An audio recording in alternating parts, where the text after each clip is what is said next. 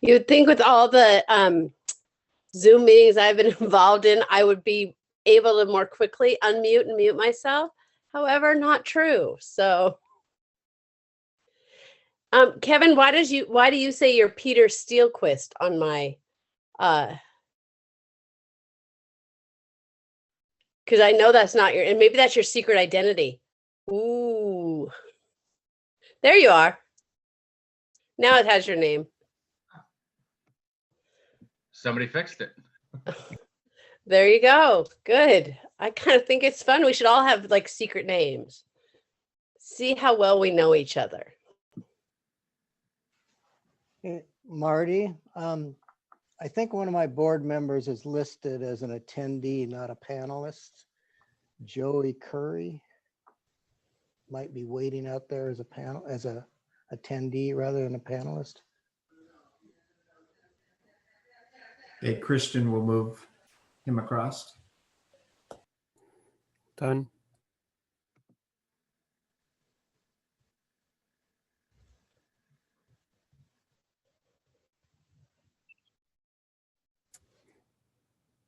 If I can get clarification on the 2 Greg Lynches, I can also set renames on those.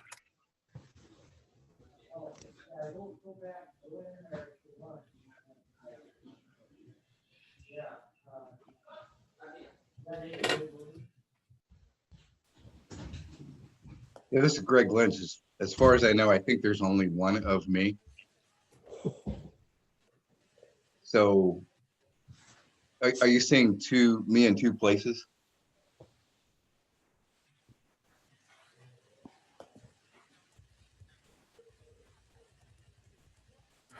Yeah, sometimes like this that, though, happens really. occasionally. If the link was shared in some manner, it will happen occasionally, but I don't know if the other.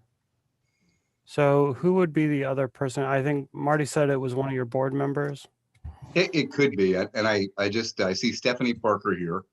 I see. Don Ring. Is it Don Ring? Okay. Yeah, it is. Yeah, so Don is using the link, and Don is one of our board members. Christian, this is Sandy. Yes, ma'am. I can't start my video. It says you should be able to now. Okay, thank you. If I have disabled your video, please either send me a message or let me know now and I can restart it. We had temporarily turned off video before the meeting started. Okay, Sarah, I believe we're at time, so you're welcome when you see fit. Okay, thank you. I don't have an actual gavel, so I'm going to gavel us in. This is the local school board's special meeting with our legislators. And I would like to turn the mic over to Christian to read our remote board meeting protocols. Good evening. As the moderator of the Colum County School Board Directors Special Legislative Meeting, I would like to welcome you to the December 15, 2020 Board of Directors Board Meeting via Zoom. This meeting is being presented remotely for all attendees. An item to be mentioned before we begin, note that this meeting is open to the public and is recorded. Thank you, President Bethner. Thank you. Which takes us to 3.0, which is Marty, I believe, is going to welcome us all. Superintendent Brewer. Yeah, so what a great evening. Thank you for all that have come out to attend this evening. And this is kind of a conversation that we had in the Port Angeles School District at our board retreat in September around our desire to engage meaningfully in a meaningful way with our legislators. And so I'm really excited to recognize this evening that we have all 3 legislative reps here this evening and as our special guests. So Representative Mike Chapman, thank you very much for coming out this evening. Representative Steve Theringer, we appreciate your attendance. And also Senator Kevin Vandeweghe. So thank you very much to the three of you for coming out and engaging with all 6 school districts in Clallam County and public schools in Clallam County, and giving us some time to just have meaningful conversation with you this evening. The Port Angeles School District with in attendance this evening. My name is Martin Brewer, the superintendent. We have President Sarah Methner. We have Vice President Sandy Long. We have Board Director Cindy Kelly, Board Director Jacob Wright, and Board Director Katie Marks. And so we have all 5 board members in attendance this evening. Thank you very much. And so now I will turn it over to Quileute Valley School District, Diana Rayom, and introduce your board members. Thank you, Marty, and thank you everyone for being here. So we have Ron Hearn, who's our vice chairman, VJ Giles, board member, Kevin Hinchin, board member, and Mike Reeves, board member with us today. So 4 of us are here tonight. Thank you for being here. Thank you. With the Quileute Tribal School District, Mark Decker. Good afternoon, everybody. My name is Mark Decker. I'm the Quileute Tribal School Superintendent out here, and I started on July 1st. Thank I you, do Mark. not have any of my board members here with me. Thank you for coming. Sequim School District, Dr. Jane Prime. Hi, I'm the acting superintendent at Sequim School District, and tonight joining me is Eric Pickens, our vice president, Mr. Jim Stauffer, director, and also Mr. Larry Jeffries. And I didn't see Brian Koo in the mix, but if he's there, welcome. And our president, Brandino Gibson, is unavailable tonight. So thank you. Thank you, Dr. Prime. Next up, Cape Flattery School District, Michelle Parkin. Evening, everyone. Michelle Parkin, Cape Flattery School District, and I will be representing Cape Flattery solely tonight. Thank you, Michelle. And Crescent School District, Dave Bingham. Good evening, and thank you for organizing this, Marty. And I'm glad that we can get everybody together to have, I think, some meaningful discussion. I have 3 board members that I see here tonight. Our board chair, Tricia Haggerty, a district director, Joey Curry, and then our newest board member, who may have the distinction of not yet attending an in-person meeting since July, Sandy Middleton. Thank you very much, Dave. And then Greg Lynch with our local ESD.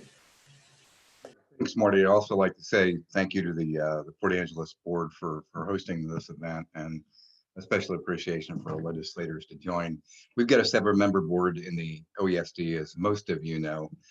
Stephanie Parker is here, and Don Ring. And I'm also proud to recognize yet sworn in, but will be shortly, our newest board member, select Ann Burns. So again, thanks for the opportunity to join there, Marty. Thank you, Greg. And back over to you, President Methner.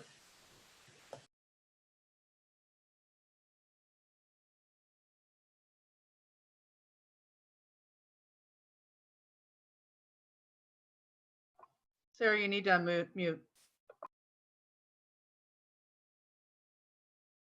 Seriously, you would think I would know how to do this by now. I'm going to ask you all to join me in the flag salute, which we start each of our meetings with. And I'm sorry I do not have a flag. Cindy, I think you have one that you could hold up. No, she does not have her flag. All right, so perfect. Thank you. Ready, begin. I pledge allegiance to the flag of the United States of America and to the republic for which it stands, one nation, under God, indivisible, with liberty and justice for all. Thank you. And now I will turn it back over to Cindy Kelly to ask her for the acknowledgement of our tribal lands. We in Port Angeles acknowledge that we are on the indigenous lands of Coast Salish peoples who have reserved the treaty rights to this land, specifically the Clallam tribes. We thank these caregivers of this land who have lived and continue to live here since time immemorial. Thank you. Which now takes us to a report from each district. And I believe, Marty, maybe we'll just, in the interest of time, jump right into this, which will take a point of privilege in that the Port Angeles School District will go first to speak to our legislators. I will sort of represent some of our triumphs in this rather trying time. And then I have a couple of special guests that I will introduce after that. So far, we have had pretty good success here with our hybrid model. We've been able to welcome our K-6 kids back into school. We've done it on a strategic way. We got our kindergartners in first, then our first and seconds, our thirds, fifths, fourths, fifths, and sixths. Unfortunately, our fifths and sixths weren't able to be in school for very long because we had to transition back to remote when our numbers went over the metrics for what we had accepted. We have laid out we had no in-school transmission. Our systems have held. We have been really responsible. Our food distribution is going swimmingly, which has just been vital for our community as a whole, not just our kids, but our whole community. So that's been a real big success, in my opinion. Our enrollment drop has really hurt. We've had to cut $2.8 million. We've taken that hit already. I wouldn't say we're in the process of cutting. So our educational programs have taken a hit, but that's enough from me. I have two very special guests, which are our student representatives. I feel like you probably hear a lot about the adult perspective of what's going on. So I would like to introduce Maisie Tucker and Lakin Folsom, who are our student representatives, and they're going to give sort of a student perspective as to what they actually are going through. And I know this is about legislative priorities, but I think we can all agree that our priorities need to be our kiddos. So Maisie, I'm going to turn it to you first there. Hi, can everyone hear me? Okay. Yep. Hi, I'm Maisie Tucker. I'm a senior at Port Angeles High School. And I want to preface first by saying that even though I'm just a teenager, I do understand the immense pressure that you're all under and the health concerns behind it. And I thank you for being willing to listen to us today. Since March, there's been so much change with metrics, schedules, and ideas, and change is really unsettling to not only adults, but even more so teenagers. Our students are facing a huge problem. They have no motivation to do their schoolwork, come to class meetings, and do the learning that they need to do. There's almost nothing to look forward to. An athlete may have gotten through school looking forward to their practice or game, and someone else may have looked forward to a club or extracurricular, or maybe even talking to their friends at lunch, and they no longer have that. Right now, we have too many students on the brink of giving up, whether that means letting their grades slip, dropping out, or even suicide and mental health problems. We can't let that happen. The next step needs to be consistency. The worst thing we can do right now is not provide the answers our students need and deserve to know. These decisions need to be made on a student timeline, not an adult one. We feel helpless and like there's nothing we can do or have control of.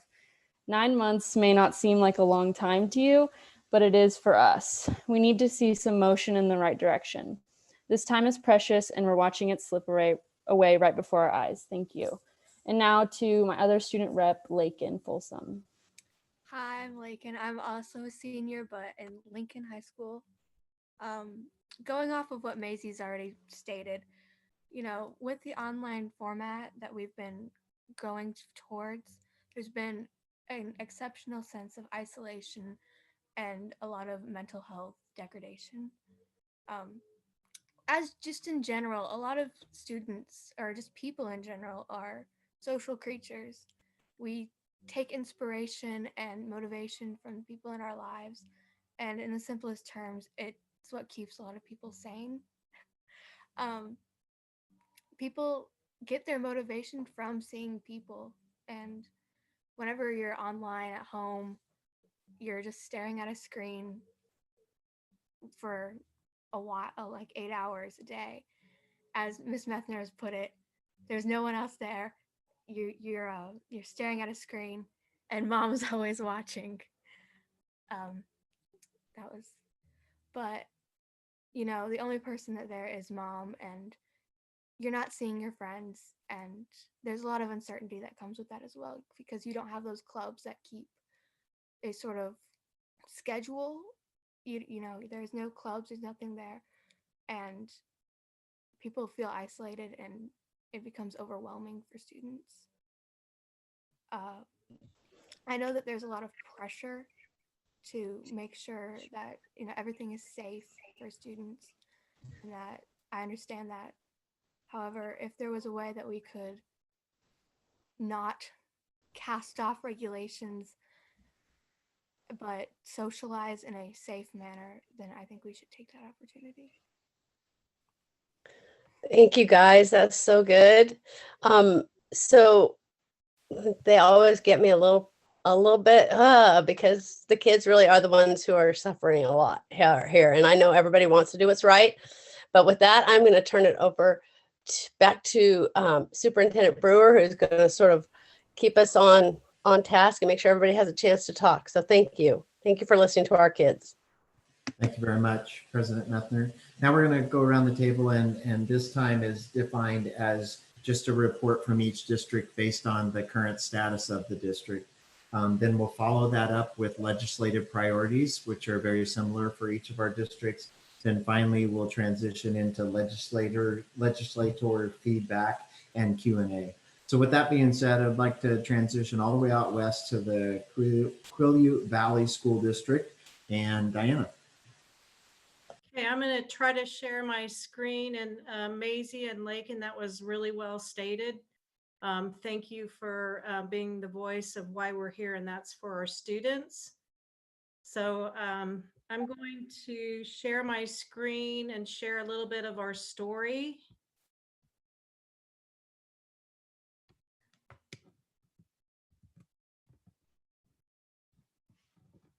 Hang on here.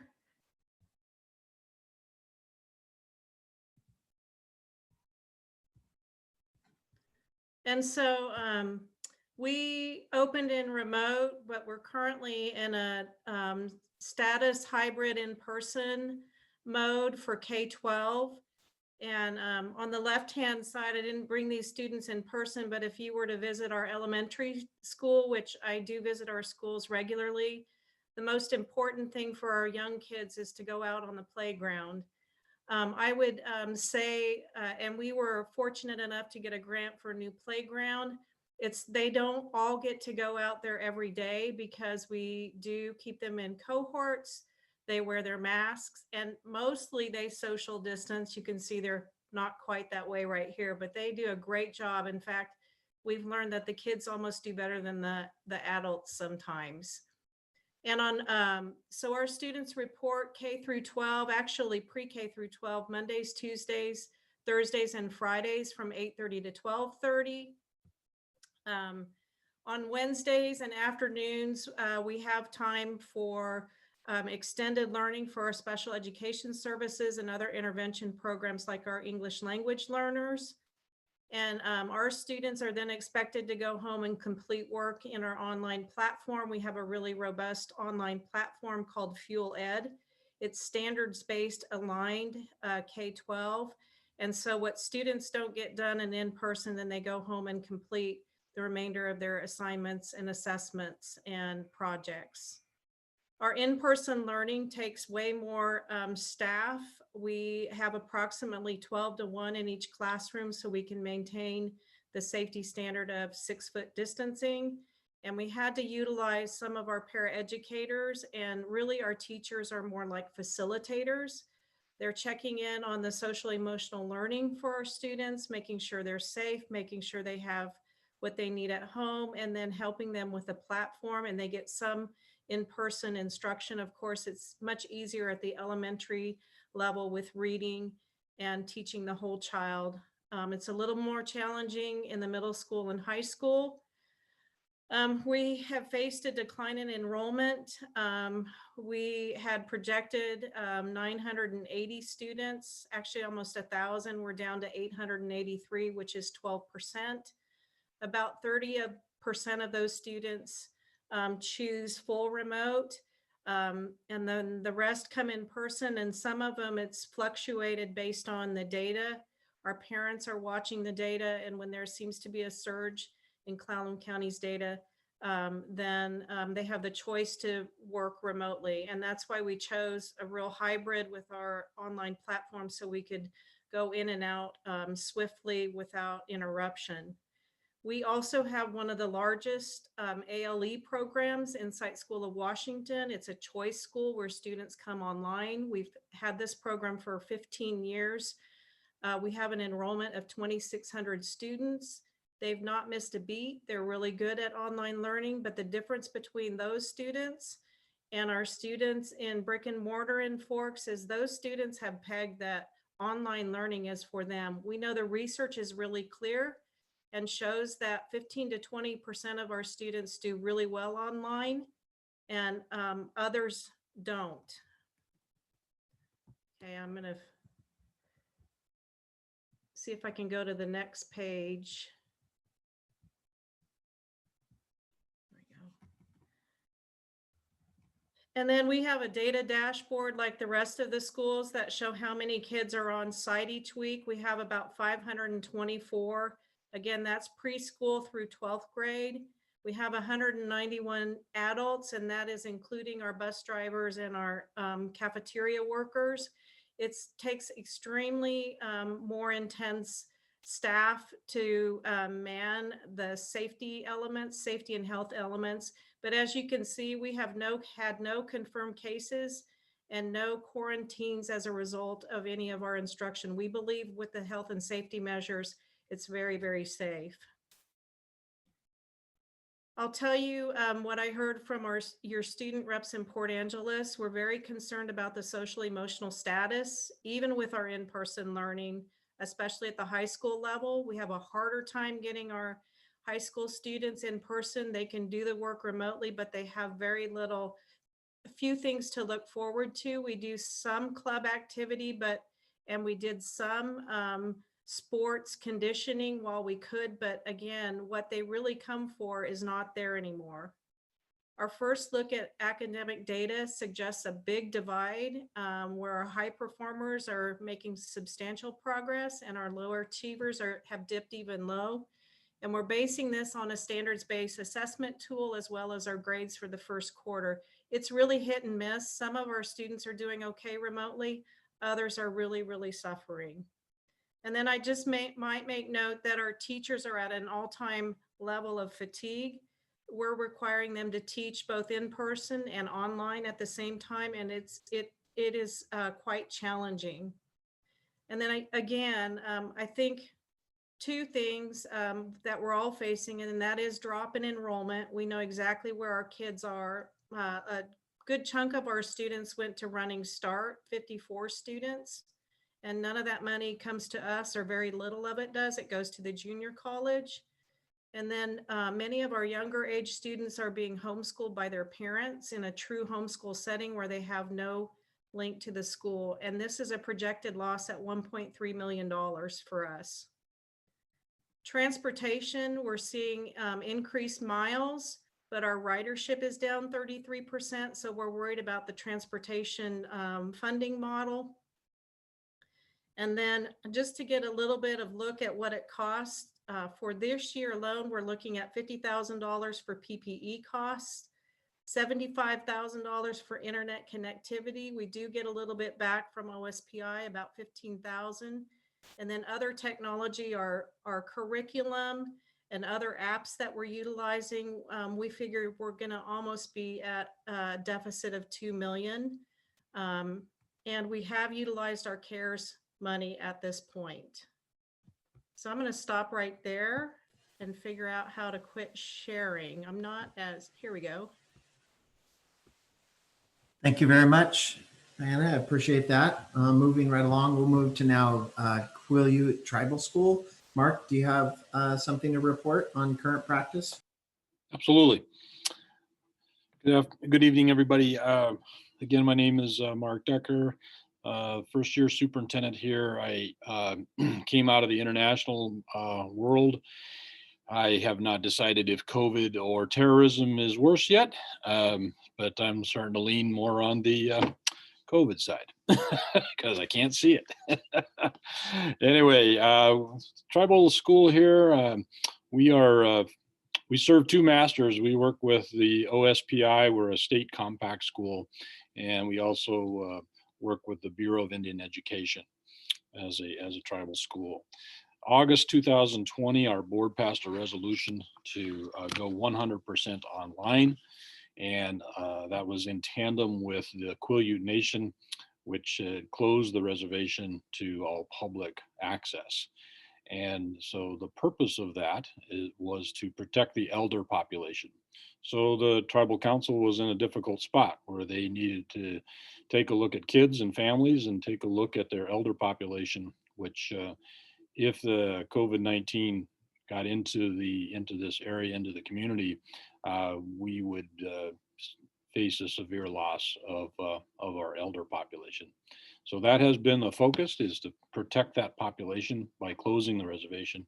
And just last week, the tribal council decided to close the reservation until January 29th, 2021. So we anticipate we'll continue in this remote mode. We have stayed in this model for consistency purposes. We put a lot of energy and time into professional development with our staff, and it really focused with our school mission, which was on global skills. Quileute language and Quileute culture have been a little bit more of a challenge because it's so focused on bringing elders into the mix, and we have not risked that at this particular point. We budgeted for 100 students, and we currently are sitting at 129 students. So we're sitting in a situation there that, not like some of the other schools that are facing enrollment drops, we actually have an enrollment increase. Attendance continues to improve each month. We have a range of 70 to 96% attendance in our remote classes. And that continues to get better across every single grade level, every single month. So that's been a good thing for us. Again, I mentioned that we've put a lot of time and focus into professional development with our staff, teaching them how to transition from being a classroom teacher into being a remote online teacher. And we have put brand new Chromebooks and iPads into the hands of every one of our kids with jetpacks, and every one of our kids are connected to the internet, and every one of our kids and all staff have brand new computers. We did that back in July. When I came on board, I worked for an internet service company, and I also worked with Google applications overseas. We are in the process of building a brand new $46 million facility out here for our students to get them out of the tsunami range. The gymnasium is going up and classrooms are being built around it. And we have a target date of September 2022 to be moved into a new facility out of the tsunami zone. We got a dedicated staff that's delivering instruction 100% online. We're serving meals, and Diane's helping us out with our kids that can't come onto the reservation to pick up meals. So thank you to QVSD for partnering with us and helping serve meals out of their lunch program and breakfast program. And then, just again, wrapping up, our focus is about global skills with our kids, Quileute language, and Quileute culture. Thanks, Marty. Thank you very much, Mark.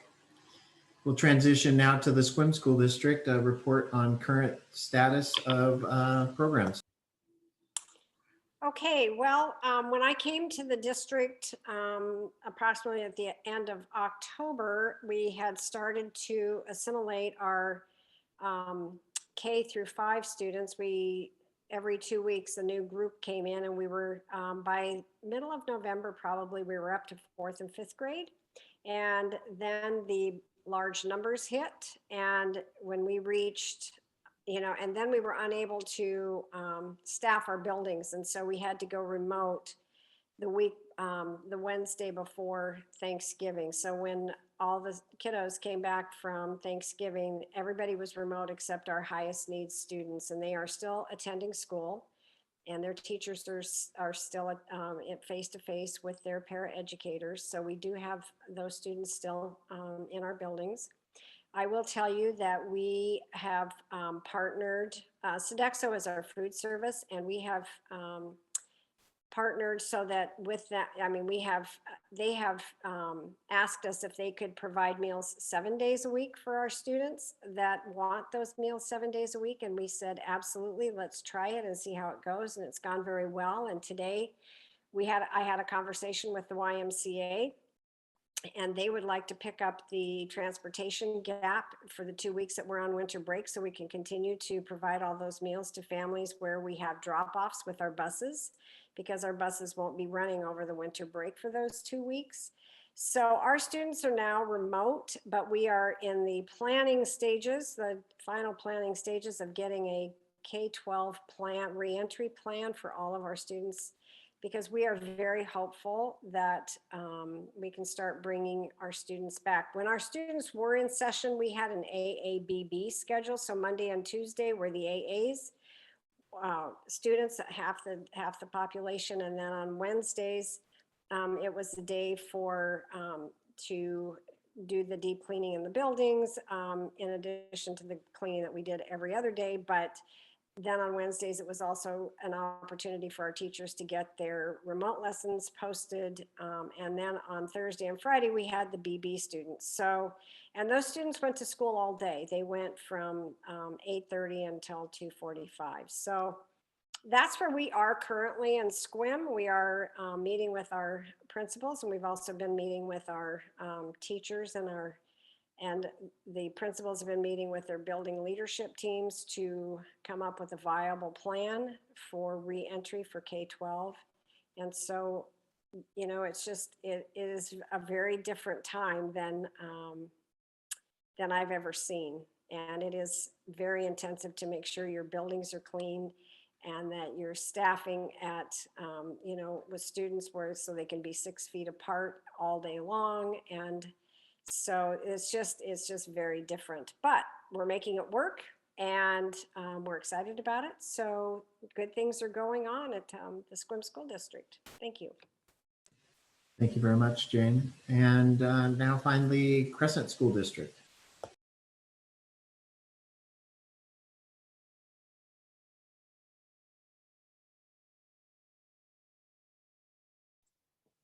I have two board members, my chair, Trish Haggerty, and Director Joey Curry are going to talk, but I just wanted to set the stage quickly. Basically, the Tuesday after Labor Day, we started to bring in our highest need students. We've had really since the Tuesday after Labor Day, we've had at least probably 50 kids on campus. Currently, we have all of our K-6s on campus. You can see the class size in the pink there of how many students are on campus, and in the yellow, you can see how many families chose to remain remote. And then we have those students Monday, Tuesday, Thursday, Friday. And then on an AB, Monday, Thursday, Tuesday, Friday, we have AB for 7 through 12. And you can see our class sizes, and you can see the number of students that chose to remain remote. This number here in the bottom corner, the 38, the number of students we currently have remote, has grown by about 8 or 9 students in the last 10 school days. I think as the infection rate went up, we had some families make some personal decisions related to that. And so we've actually seen our number of remote students increase a little bit.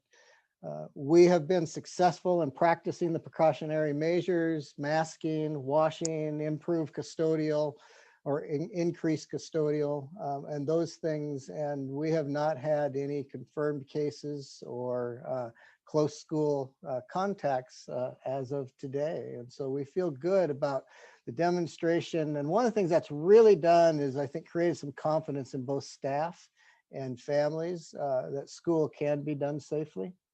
And at that point, Trish Haggerty is going to talk a little bit about some good things, and Joey Curry will follow her and talk a little bit about maybe some of the struggles that we've had. Thank you. And I wanted to thank you all for being here tonight. It's a really busy time of year, and I appreciate you all being here. So I think Crescent is doing a wonderful job of making the best of a hard situation. I've just been really impressed with the resilience of the teachers and staff and students. It seems like most students that are in school, it's helping. They're really happy to be back and seeing people. It is also nice that it is an option for people to be remote if their families think that that is what they need. And I think that things are going as well as they possibly could. We passed our levies in the beginning of the year, and we are looking forward to awarding a contract for remodeling. We created a new strategic plan in 2019, 2020, and that has been really helpful in this hard situation to remind us about what our most important things are. And we may not be getting everything that we were hoping to done this year, but we are still sticking to our mission and our most important priorities. So I'm really proud of the school district for that. And I'm going to go ahead and turn it over to Joey. First off, I'd like to say thank you all for being here and giving us the opportunity to talk about all this and discuss our achievements or challenges.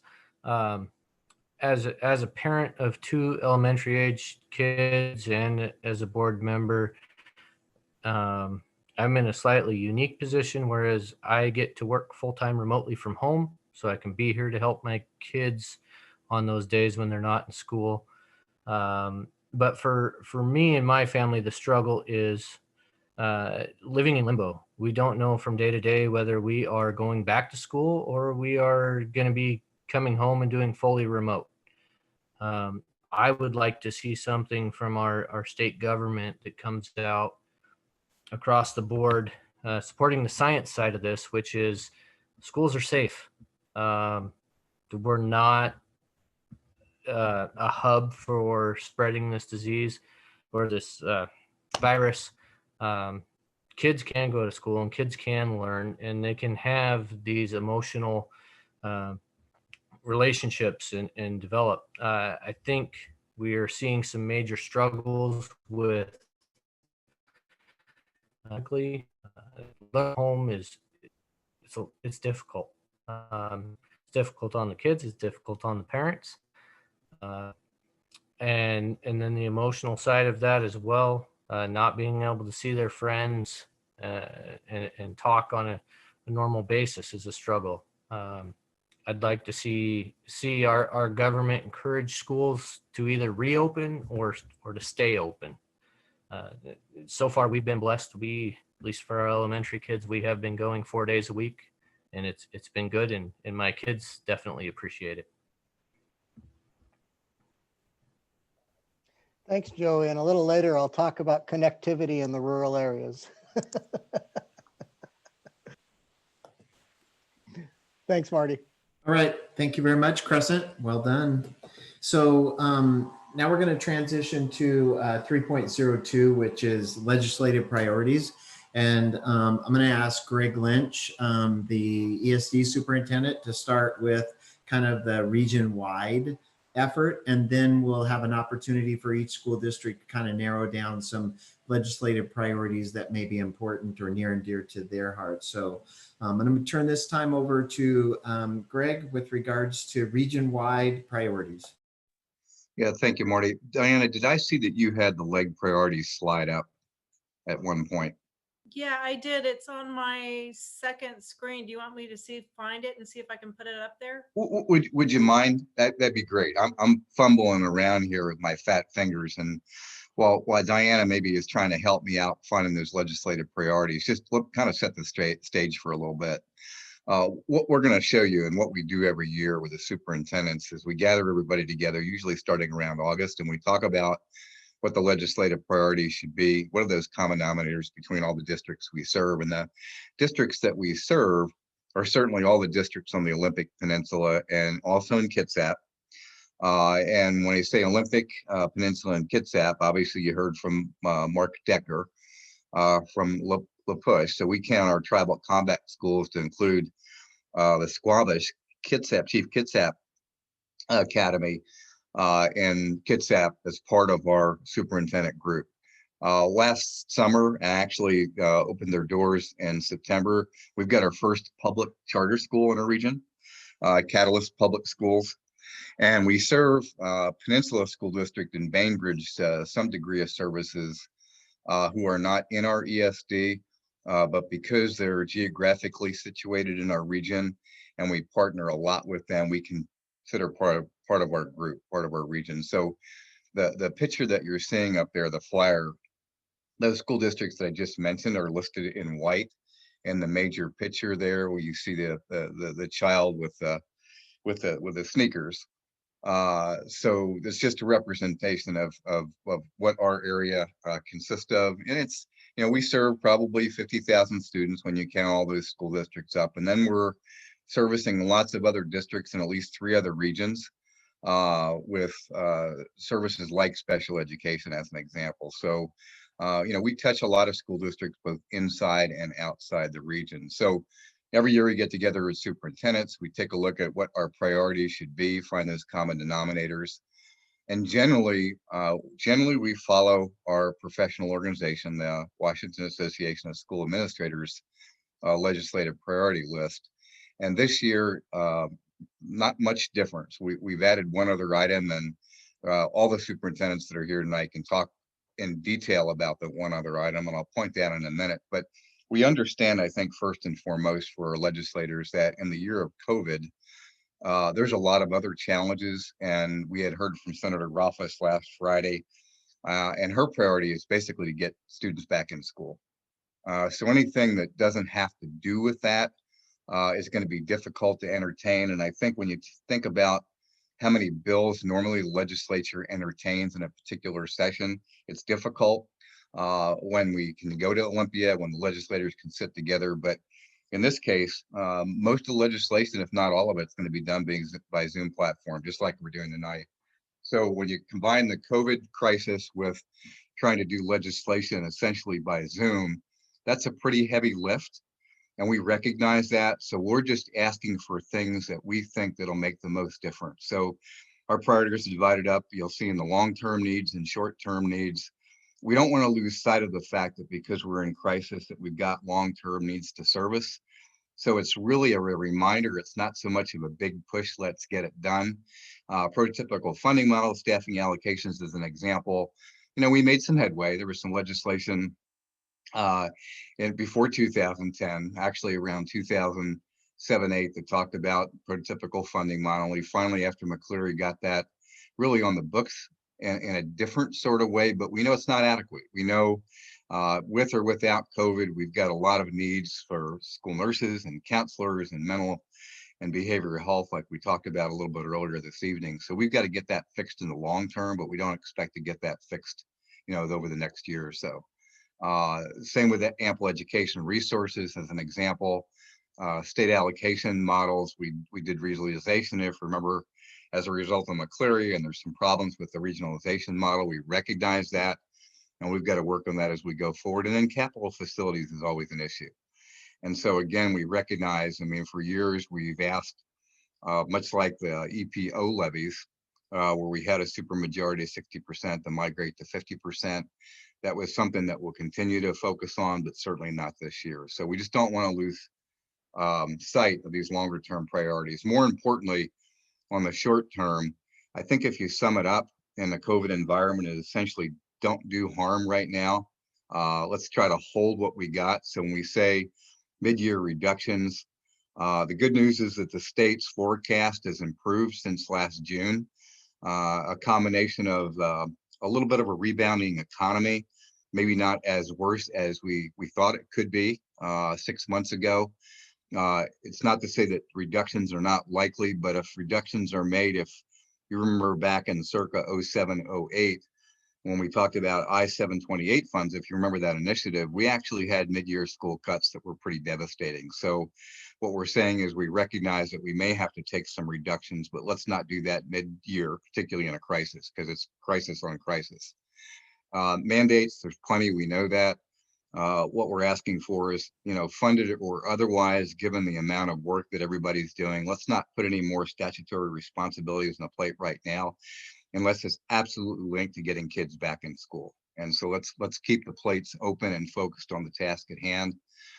Flexibility, and the superintendents are better qualified than I am to talk about funding flexibility. On one hand, we certainly respect accountability. On the other hand, not all school districts are created equal. Districts have different needs. They've got different ways that they're organized. And so if funding is being pushed out, a lot of care around whether or not it's going to meet the needs of, all school districts in some way, shape, or form. And generally, the tighter the box gets, the more people are on the outside of the box, and that becomes problematic for some school districts. So whatever funding we can conjure up, let's make sure that we keep an eye on making sure that it's flexible enough that it meets all school district needs. Diana mentioned the amount of money Quileute Valley spent on technology and connectivity. There were federal funds, CARES Act dollars available to be able to do that to a limited extent. But the bottom line is, particularly in the Olympic Peninsula, and like a lot of communities throughout our state, it's not just being able to buy a laptop, it's being able to have the service in some of the rural areas. And you know that better than I do based upon where you live. And I think this is a longer term issue. We say short term. The short term part of that is let's make sure kids have got computers and the extent possible, get connected in some way. The longer term issue is that we need infrastructure that's going to be enduring. When we start talking about fiber in areas like Crescent and Quileute Valley, and that's a long-term proposition, but in the short term, there are some things we can do. And then lastly, special education funding. The significance of special education funding, particularly those districts that face EPO levies. And Port Angeles is a good example of a district that has done an extraordinary job actually passing an EPO levy in the middle of those health crisis. But many districts, because special education isn't fully funded, are using those EPO funds basically to backfill what we believe should be part of basic education in some way, shape, or form. So that's about a 3 or 4 minute elevator speech in terms of what our priorities are as a region and also generally across the state. So be happy to take your questions. But Marty, that's all I have to add, unless you want me to add anything else at this point. Thank you very much, Greg. I appreciate that. Gives us a launching point for each of our independent districts. So we're going to work our way backwards now with some specifics around legislative priority by district. So we'll start with Crescent School District.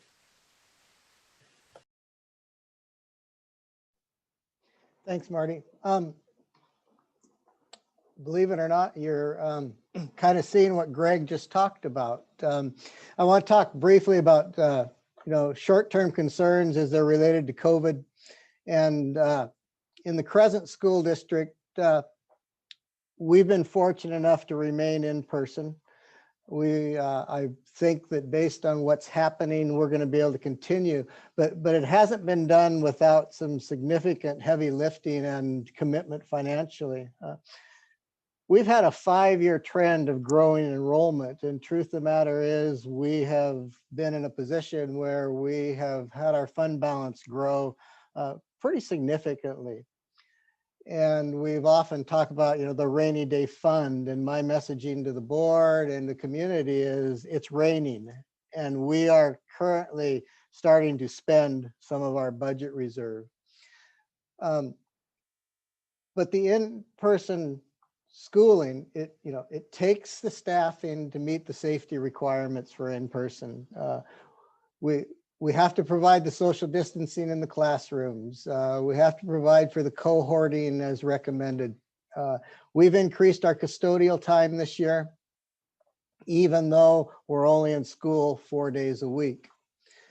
We actually are doing more custodial during the school day than we used to be doing. In order to provide the required staff breaks around lunchtime and so forth, that's one of the reasons we had to increase our staffing. Truth of the matter is, even in this tough market, there, we have some positions that if we could fill, we would, in order to make this all happen. We're providing food service for both our in-person and our remote students. And, you know, on average, we ended up increasing our paraeducators day from about an hour to an hour and a half in order to make this occur. Our enrollment is down by about 12% from last year.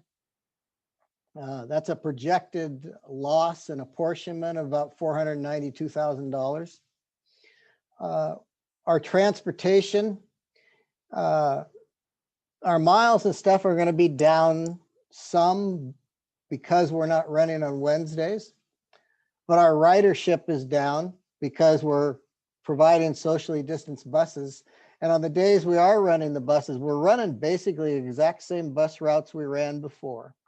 You know, we're going from end to end of our district to pick up our students and get them. And the transportation funding formula is based on a combination of miles and students in seats. We're going to have very comparable miles, but we're not going to have as many students in seats. With our secondary students in the A-B setting, that also contributes to not as many students in seats on the buses. Overall, our bus drivers are working as many hours this year because we're backfilling a little bit with cleaning things. Every time our buses come in at the end of the day, we have a bus driver who goes up and cleans all the buses. We do that again in the morning. So twice a day, our buses are being cleaned. A lot of discussion around CARES Act. Our CARES Act was about $96,000. It's gone. In order to get to one-to-one computers for our K-12 setting, we had some other equipment purchases that we needed to make. We're working really hard to support connectivity around hotspots and other things. And of course, as everybody else talks about, the cost of PPE. In order to do what we're doing, we've seen our classified salaries increase over last year by about 87,000.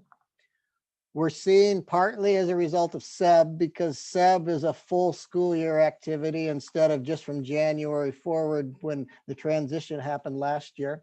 Our benefit costs are up, and then you can see our certificated salaries are up.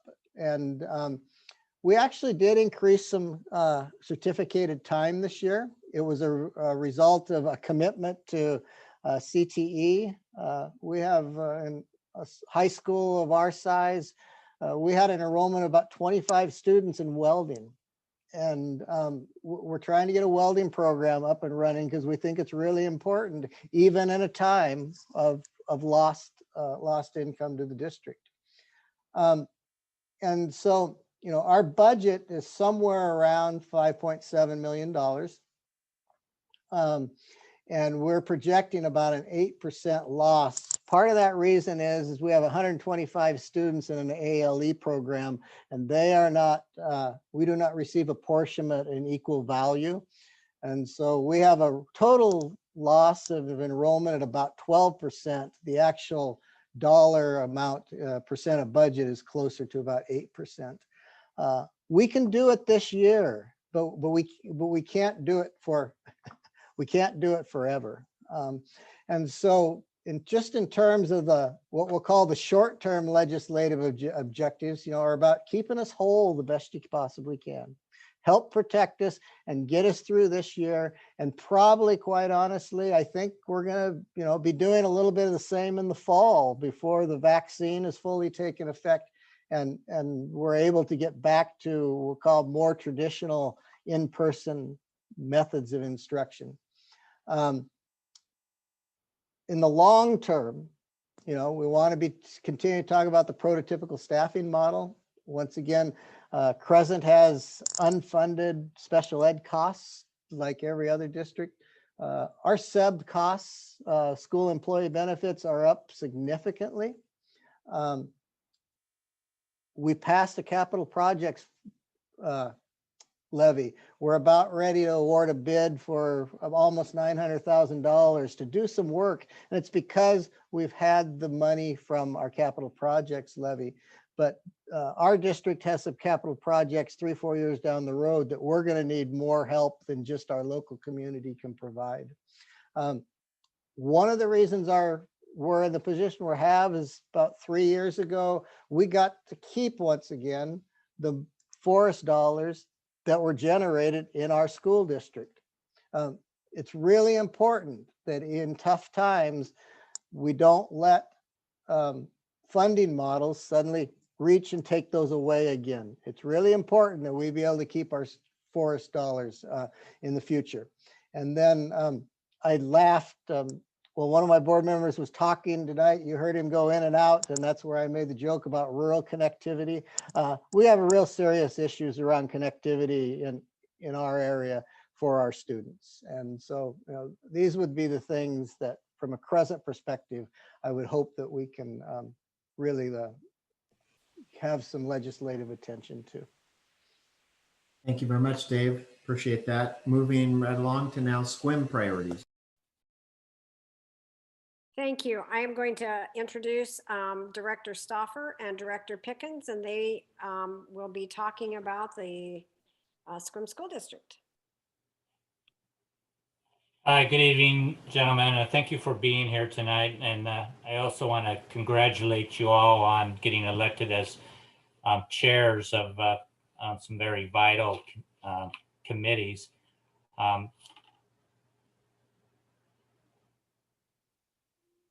Wow, I almost lost you there. My Zoom link was going out. Here in SQUIM, so it not only happens in Crescent, but happens in SQUIM. Sorry.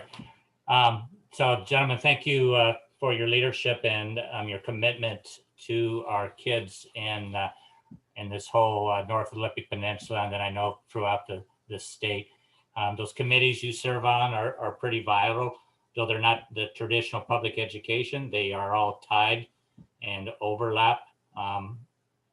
Dave talked about the state forest, and you know, Kevin and Mike serve on the Natural Resource Committee, and that's we'll need your vote and your leadership to keep those funds in our account in our school district.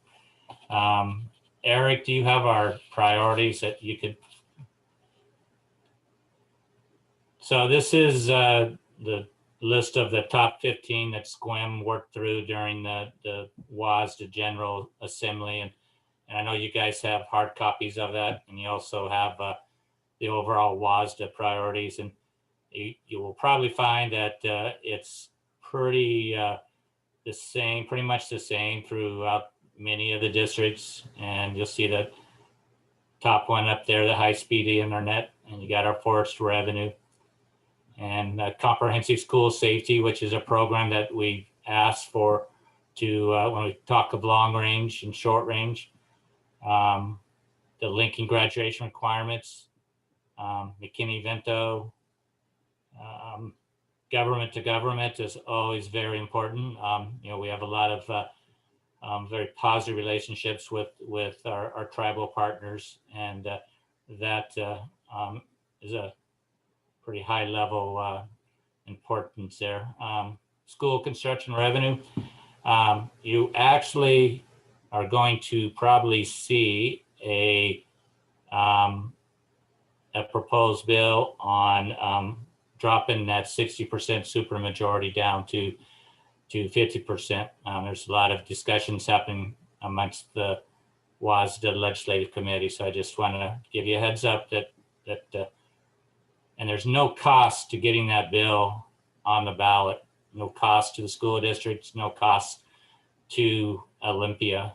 But it would be nice to have that vote by the whole people to get that 2/3 approval rate. Eric, can you chime in? And then I want to make sure our students have a chance to speak. Sure. And yeah, just to address a few things that have already been mentioned by a couple of folks, and I know Greg Lynch brought it up, but just that piece about fully funding basic education, and obviously if it's not, you know, what comes to mind is prototypical model and those types of things. And I think the concern is, which Greg alluded to, that if it's not funded, then it's up to us locally to try to backfill those costs through EP&O levies and whatnot. And then that really just turns into a situation where we're providing based on based on the zip code of where students are. And that's just not a model, especially during these times, that I think we want to get around. And I know there's a big focus right now on making sure that all the bills that are passed are either involve safety or racial and social equity. I could say that managing costs of basic education that are impacted by one zip code is certainly an issue, at least in our area, of social equity that hopefully is, if it's not handled this session, will be handled very soon. So I think updating that prototypical model, as already has been discussed by others, is certainly a priority for all of our districts. So along with that, with making sure that nurses are appropriately staffed, which obviously relates to what we're going through right now, among many other positions. So thank you. Thank you, Eric. Can you drop that ledge spread? And then Olivia, can you chime in, please? And then turn it over to Lisa.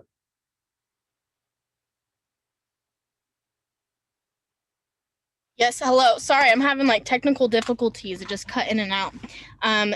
Thank you for allowing me to speak on this behalf. For me personally, it's been a challenge. I do Running Start, and so I have a full-time job as well. So being able to, like, I guess, alternate my life in that way was really difficult. And so I was frustrated at first, and I can say as many students were really frustrated with the whole COVID, because we were just told it was going to be 4 to 6 weeks, and then here we are, like almost 9 months later, we're still in the same position. But I think it's, for us students, we have to look past that. We have to look past just ourselves and realize that this is a global pandemic. Like, this is affecting every single human in the entire world. Like, this isn't just about ourselves anymore at this point. And so just being able to say that we've persevered this far, and personally as a senior, I've almost completed my senior year in this pandemic, is incredible. And all the work that you guys put into this is insane, and I respect that and everyone who is involved in this community. So I would just like to thank you. That's all I would have to share. Thank you, Olivia. Is Elisa, are you there? Yes, I'm here. Can you hear me? Okay. Hello, everyone. I am Elisa Bibai, and I am the junior representative of Sequim High School. And I am really honored to be on this meeting.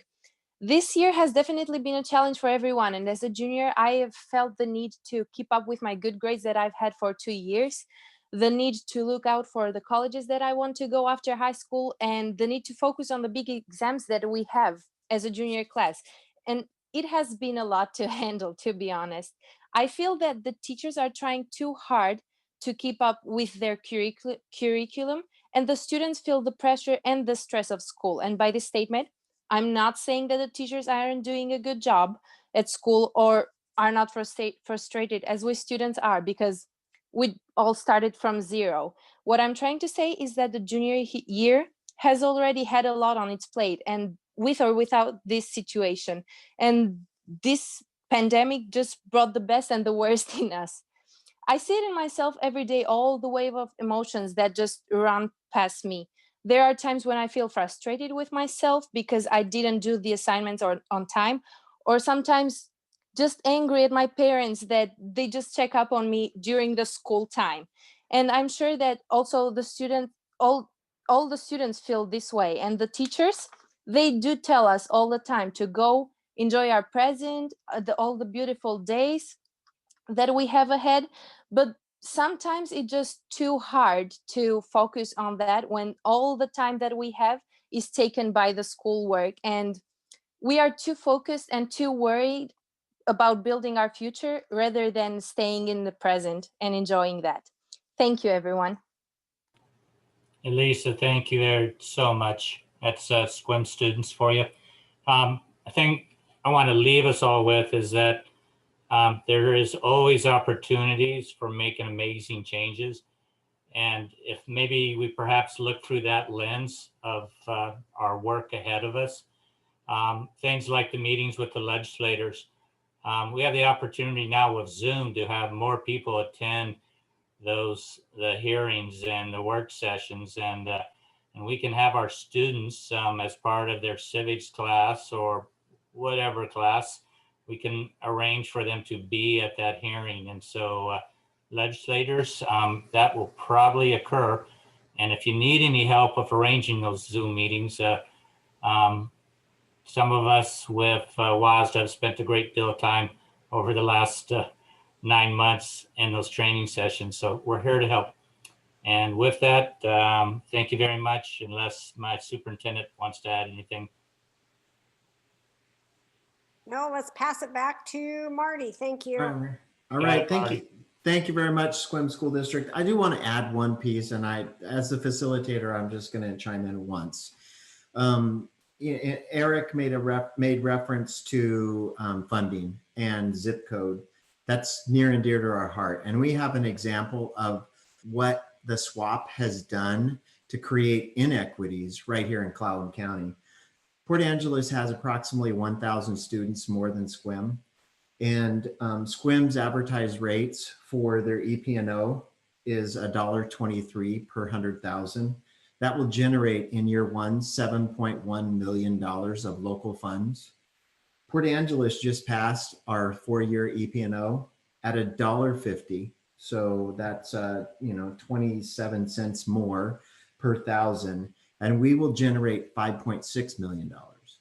So SQUIM will collect nearly $1.5 million more at a lower millage rate of approximately 20 plus cents. So and then it goes into the conversation. Well, yeah, but you have levy equalization.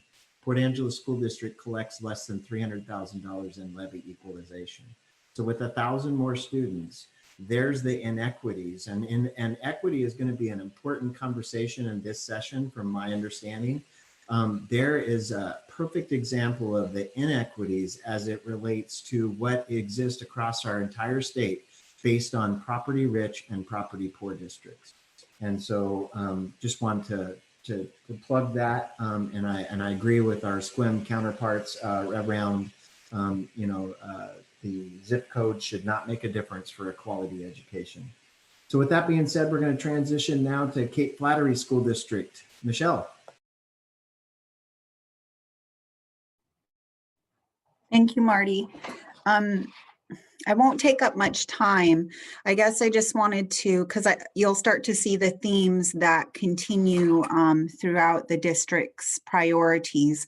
The one that is near and dear to my heart, and one of the main concerns that our board has for our children, is the behavior, the mental health of our children. And the concern is because of the isolation. Our district is unique in that we have been primarily remote throughout the entire school year, with the exception of the Clallam Bay site transitioning to a hybrid for a very short amount of time. During that time period, we are seeing the severity of the impact of isolation on our students. And so in moving into a legislative session, I just want you to keep in mind that there has been an audit that was completed within the state, and the audit has some preliminary findings that were recently released. And it was concluded that the state lacks a system to ensure students have access to comprehensive behavioral health prevention and early intervention support. And so many of us are attempting to meet the requirements of the laws, but we're trying to do it blindly. And so by having a designated lead agency within the state, that could be tasked with tying all of us together and developing a statewide approach, that would be very helpful to us. But I think most importantly, along with that, is the funding that's attached. So that way we can implement these services for our students and for our staff as well, because they are doing the best job that they can, but they are being highly impacted through the remote learning as well. So that, I think with that, I'll conclude. Thank you very much, Michelle. Appreciate that. Now we'll transition to Mark out at the Quileute Tribal School.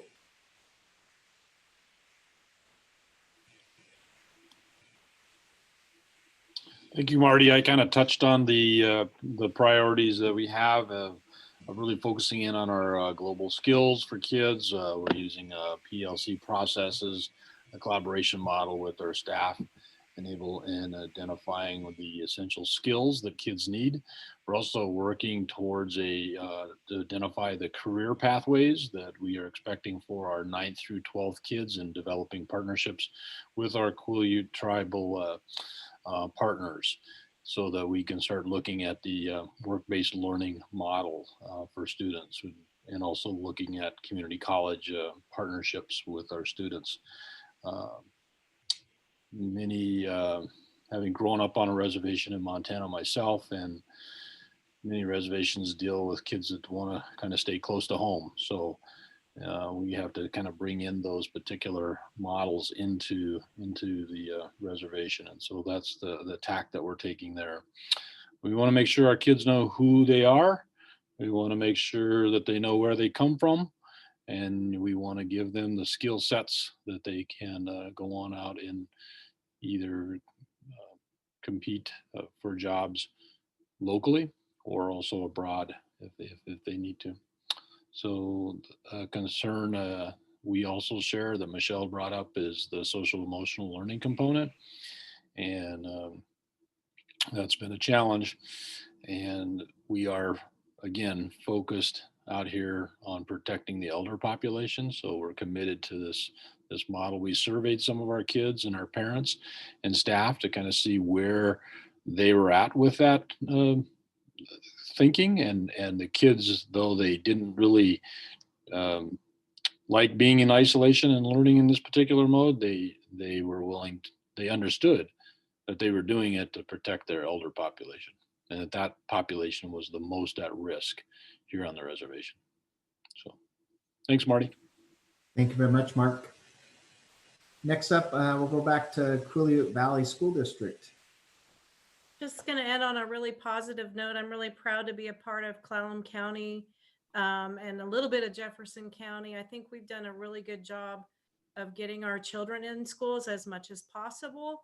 I think we're way ahead of the curve. And I just want to end with, I would hope that you could hold us harmless this year in this flux year. We've already started talking about our COVID recovery. So we're already projecting what are we going to be doing next year. And so any flexibility that you could have right now, we're not asking for more. We just want to make sure we're whole this year. We're going to spend, we do have rainy day funds in Quileute Valley School District too, but we're going to spend them. So any additional cuts or unfunded mandates would certainly harm us right now. And then the last thing, it would be helpful for other school districts, I know in talking with other superintendents in our region, if we were seen as essential workers, named essential workers, if we want economic recovery, our kids have to be in school. I'm most concerned about our youngest one because 6 months in their lives is a lifetime almost. And I'm most concerned about our high school voice. I think the kids tonight said it very well. They feel isolated. It doesn't do good to open up your doors and say, we want you to read a book. They need nurturing, they need socialization, and that is just opening our doors is not going to be enough for the recovery. And I think I'll end on that. We're essential workers and we're essential to making sure we have a future, and we really appreciate your support. Well said, Diana. Thank you very much. And finally, we'll loop back around to Port Angeles School District and legislative rep or legislative representative to the board is Cindy Kelly. Marty. Christian or Jenny, can you put up the priorities, please? So while they're doing that, Kevin, Mike, and Steve, I want to thank you and congratulate you on your re-election. And I appreciate our work, our previous work together, and I look towards our journey as we move forward. This has been a difficult year. You each have received, along with your aides, have received the priorities. So when you get to go last, they've covered most of all the things that we've talked about. So I'm just going to briefly go over it. Retain regionalization. We've had that conversation before. You know our feelings about that. Fully funding special ed. You've heard those comments tonight regarding fully funding special ed. Revisiting methodology for prototypical funding model. We've heard that. We know Steve's been working on that, and we know that we hope to see some movement within that over the next several years. Fully funding employee benefits, Seb, is really a big thing to us, and we Port Angeles School District contributes about $1 million towards this. So, and it's been an increase to our districts and an increase to our employees. Support simple majority. I think Jim from SQUIM talked about that. We just need to give it to the voters to see what they say about it. Because we all need, our schools are falling apart, and we need to see if our communities will continue to support us. One thing that did happen this November election is that all the districts in the state who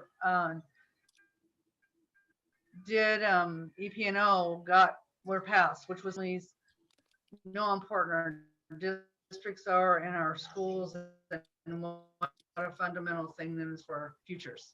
And then the timber state and federal levels. While many of us have worked very hard on that, we know that you're working beside us to help us maintain that. And then addressing digital equity, and we talked about that. I think that everybody across the state, it's not that you've not heard that before. All the districts across the state, you've heard it in the EDC meetings in Clallam, and we know that you're working hard on that. And then, you know, several years back, we had mid-year school year budget cuts.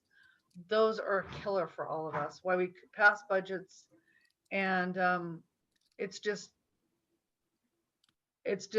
we just really don't want to see that happen. And I do appreciate Superintendent Rayom, all the great comments she did say.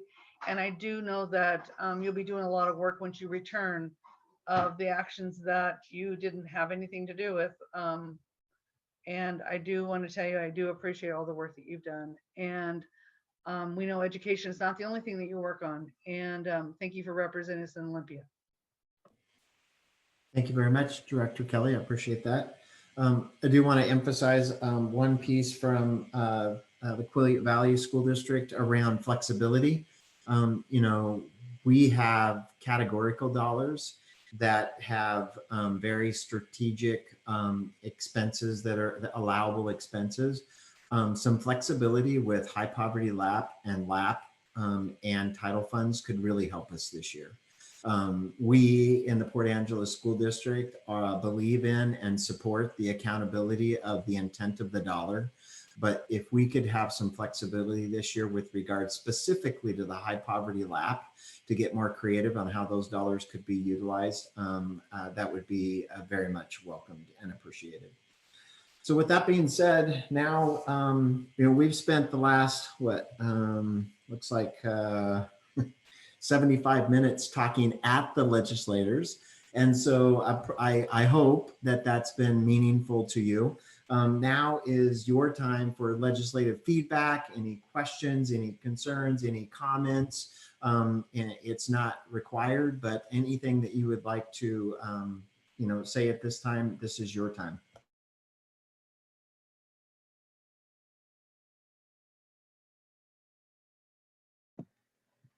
Thanks, Marty. I can get started. I seem to be in this position all day during our legislative meetings. Somebody's sharing a screen. So first, thank you guys for putting this together. It's great to hear from everybody. You all have noble professions and you all do wonderful work. So thank you for that. Just a quick reminder, which I commonly do with K-12 during an economic downturn. A lot, not all, but a lot of K-12 funding is constitutionally protected. And for people that work in housing homeless and feeding the hungry and early childhood and higher education, all those are noble professions as well, with no constitutional protections. So I understand and feel your concern about the budget and the budget outlook, but also realize that you're in a much better spot than a lot of other folks that do work with kids and struggling adults and making sure people can live the American dream. The only really question I had was, I know some people mentioned the disparity among, that they're seeing with some students learning remotely. And I know in Port Angeles, Michelle Olson's working on this. I saw her on the thing earlier. I don't know if she still is, but my question is, like, what is the plan, or does anybody have plans on how, when we do get back after COVID's over and we do get back in person, how you're going to catch those students up that are falling more and more behind during this remote learning for the students that struggle with that? That's really the only question I have. If anybody has, oh, there's Michelle. If anybody has answers on that. And again, thank you all. This has been very informative and appreciate all your work. I'll speak to that. We are just now on January the 6th. We're going to look at all of our data. And by looking at our data, we will have figured out who's performing in which setting. And again, because we have 3 different settings, in person, a one where you can go back and forth, or remote, we're going to have to try to figure out what the variable is. We have some families, we've done home visits, they won't even answer their door. And I mean, it's all over the map. And so we don't know, we've never done this. We are going to call it our recovery program, but it's really hard for us to focus on next year when we're just trying to get through this year. I would agree with us being protected. We're in a little bit different space, and I would hate to see another group not get, because the needs are so great for our families right now. But once we have more detailed information and then try to conceptualize our plan, I think the sooner we can get out and let our families know, like we heard from Crescent, they want some stability right now. And I know that's hard with the data, but we're going to do the best we can. The problem I see with summer, our teachers are so fatigued right now from COVID that I'm probably not going to be able to find summer school teachers. Even if we could do it, or it would be, it's really difficult sometimes in our area to do that, but we're going to have to do the backfill. I looked at a list of special ed kids, and we are doing the best to provide the services on their IEPs. And in the middle school level, many of them are failing 2 and 3, if not 4 courses.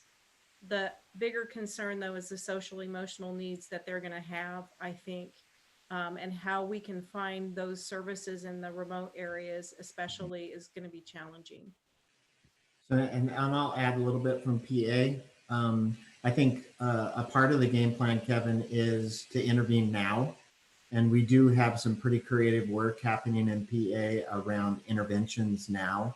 We're seeing a significant dip in our first grader performance. They were mid-year kindergartners last year. And so we have some pretty innovative programs happening at the elementary schools and bringing students in very, very small numbers to work, targeted small numbers to work with teachers, even during our distance learning model. That's kind of the unwritten rule now. When we say we're 100% remote, that's mostly true. We still have 10% of our students on campus. We're servicing high-risk kiddos, starting in first grade all the way up to seniors in high school. We have a robust tutoring program at the high school now, where our counselors and administrators and teachers are reaching out to schedule students on a schedule. We'll drive a bus, a big bus, full-size bus for one student, and go pick that student up, bring them to our campus, and give them a place, him or her, a place to do their work and have some accountability. So I think it starts now.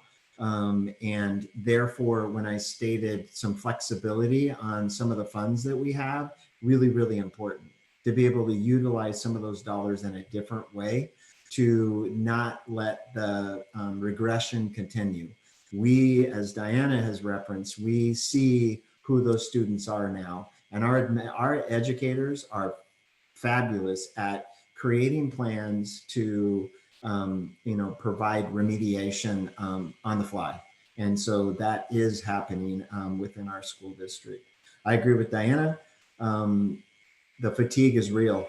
Our staff, every level of this organization, are working harder than ever before. And I'm one concerned about what January and February looks like, because that's typically when we get a dip in a school system.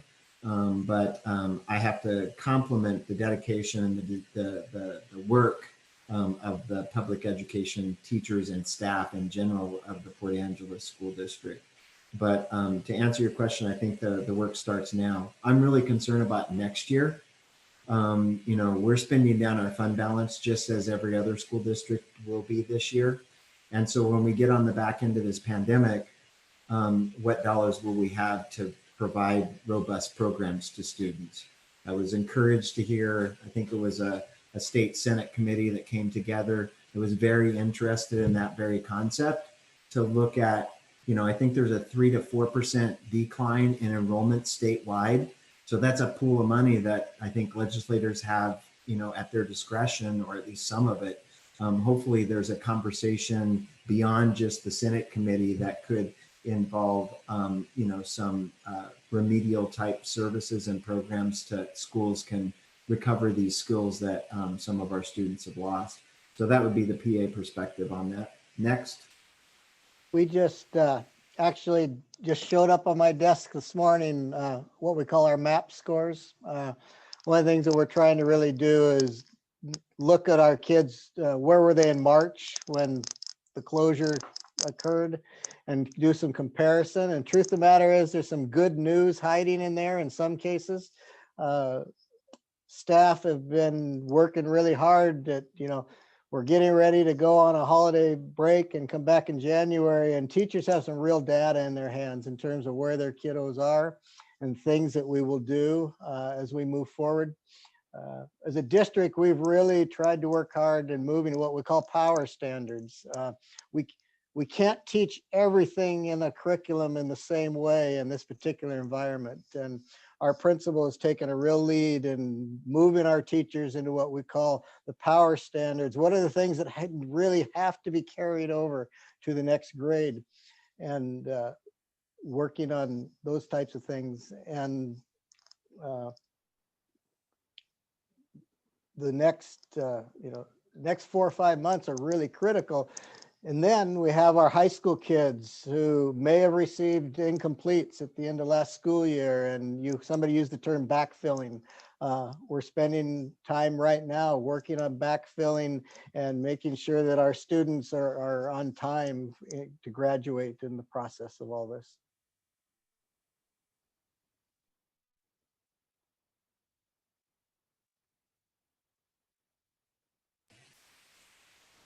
All right. Thank you, Kevin.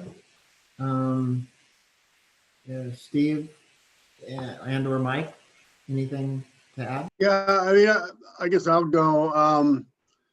Obviously, this is probably one of the most challenging areas, that the virus has created to provide education, for the kids. And the comments from the students were powerful and compelling. Listening to all the work you guys have been doing to try and make this work. I actually live next door to a teacher here in Port Townsend. And after, 2 weeks of the start of the school session, he said it felt like December. Now he feels like it's like June, it's just, they're so worn out. So you guys have been doing amazing work. And the challenge, of course, is that the virus continues to write the script. So we have to follow that script and, keep people safe. And it sounds like you guys are doing that. And just to underscore what Kevin said, you do have some protections in the Constitution. In the capital budget, you guys, I mean, K-12 takes over a quarter of the budget, right? And so there's the state, the legislature steps up and funds K-12. The issue around broadband, which is kind of in my area with the capital budget, we're obviously, the virus has highlighted the need for providing this, and I'll call it a utility. And I think that's what people are starting to look at it as instead of a, private service that, the private sector provides. So there will be pretty robust funding. We've put in, about $50 million over the last couple, 3 years into broadband, and stood up a broadband office in the governor's office, and their role is really to coordinate state spending with federal funding and get dollars out of the, federal. Hopefully there'll be a federal stimulus package that'll help with some of this. So it's on everybody's screen there. And there's legislation to help with that, to kind of make sure that, or to help to see if the PUDs and the ports and other people can provide that last mile of service. So that'll help hopefully get access to different places. As folks know, it's pretty exciting about the satellite hookups that are happening out on the west end, out with the hoe. So we kind of fund in the capital budget, we fund the technology part of it, the fiber and the capital investment, but there's also interest in, devices, making sure folks and families have devices, and you guys are dealing with that. And then also making sure folks have the skills to be able to use those devices. But telemedicine, education, economic development, all that, is really stimulated by broadband. So we'll be doing a fair amount of that. I don't know, if this is the year for the 50% majority on school bond funding. Last year, I think it was dialed up to like 55%. That may be more realistic. Whether in this remote session we can do something like that is really hard to tell. But I think and Mike and Kevin, because we've been on a number of these calls over the last few days, probably getting tired of hearing, we're getting tired of hearing each other's stories, but I think it's important to look at this session as a 2-year session more than others, because if you tee stuff up now, it may not get done because of just the technology and the logistics of our remote session, but it could get done in a second year, right? Even though that's a shorter session. There's so much that gets done in the hallways and on the floor and all that face-to-face discussion. Just as you guys realize, education happens face-to-face in your classrooms, that it's really hard to do big policy stuff in this remote, environment. But it's not impossible that might move forward. The formula, my concern with our SCAP formula is that it has I have no management of that exposure. So if a bond passes, the formula says, the state's going to match this with this, it's a very archaic formula because of square footage and the actual costs and stuff. So we need to get a more realistic relationship between what our SCAP formula is and what the cost is. But we also need to not have totally unopened, liability for the budget. So that's kind of the challenge. In the capital world as far as school construction, I don't have any other specific questions. You may have more questions of me or Kevin and I, but I just really appreciate the work you're doing with just a phenomenal challenge. I don't need to probably keep reminding you of that, but I want you to know that we're aware of the work you're doing and how challenging it is.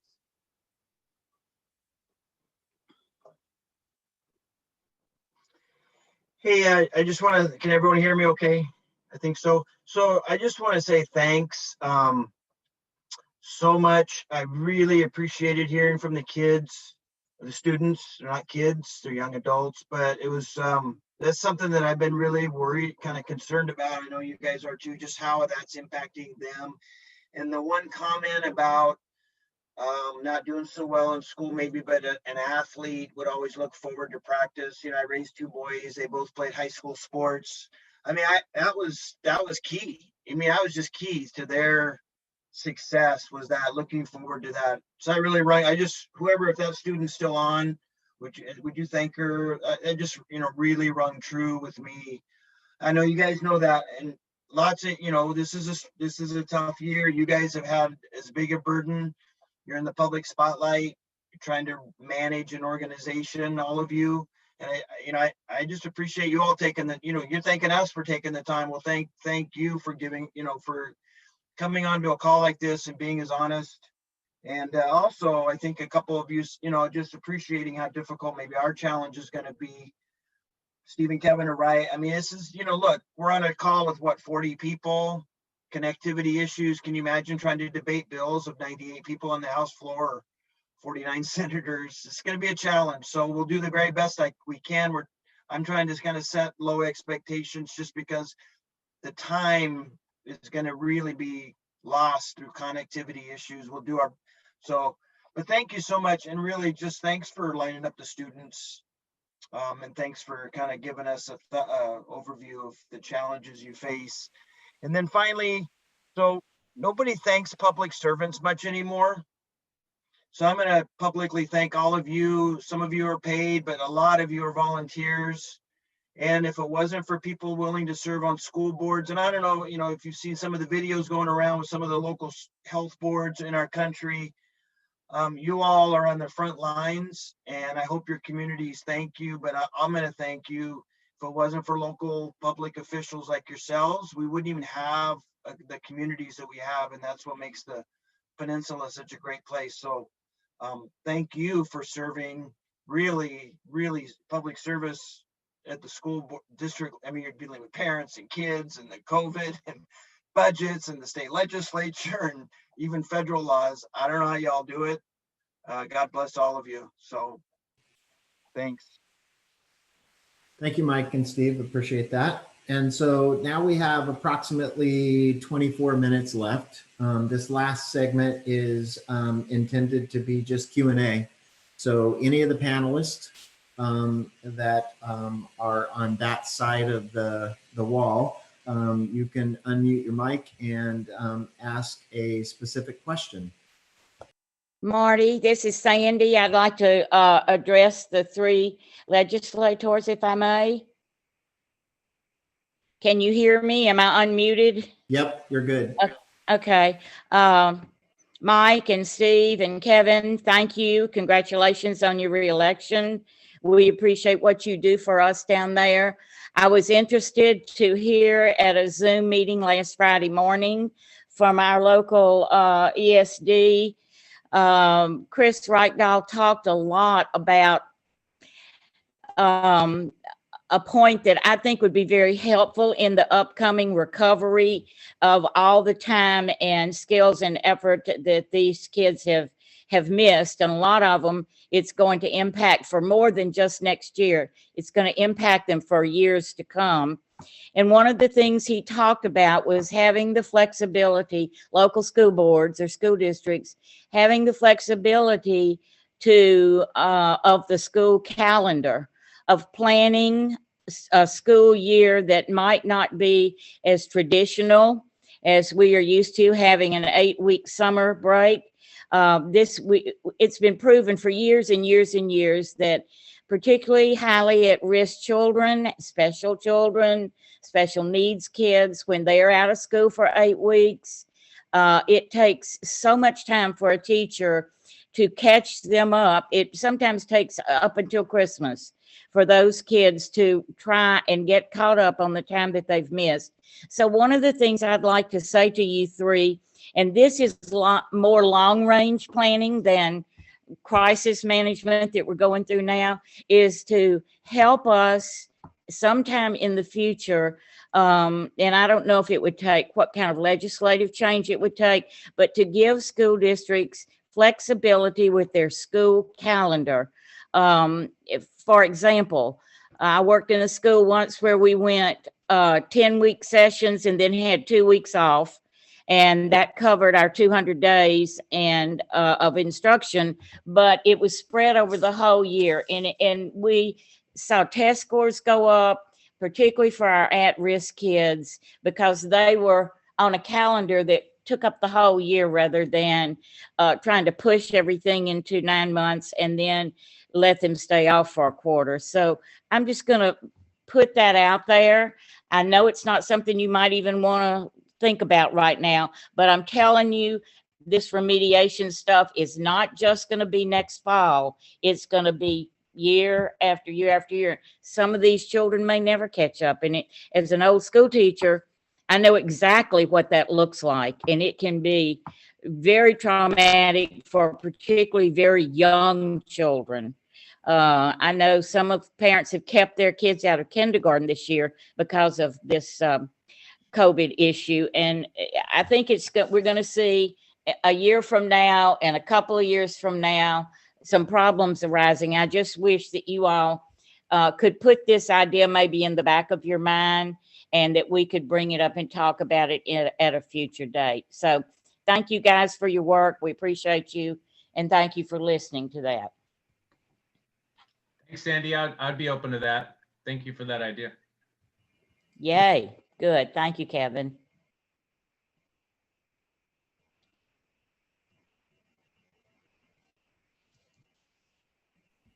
Sandy, I agree. One of the frustrations, and I don't know, I don't know if you guys ever think about it, but we, especially here in Port Angeles, it's always kind of been strange that around spring break where the college and the school district are a week apart. And I've run into, and I just have always wondered, why couldn't we just adjust that a little bit? Because I think when I had a kid at DC and then a kid in the school district still, it was like really weird. And then when I asked one time, it was like they said, you guys get the calendar kind of fixed. But so I don't know, would we need legislation, or couldn't just the superintendent of public instruction kind of give you guys flexibility? Well, he certainly talked about it in a very positive way, because it's really kind of an antique way of agrarian looking at the way we set up calendars traditionally. And children are not working in the fields anymore, and they're not out picking fruit or whatever. And I know that families used to need them during harvest time and so forth. That's not the way our society is run these days. And these kids, so many of them, would be in such better shape if they had a continuity of instruction throughout the whole year. I feel very strongly about that, as you can tell.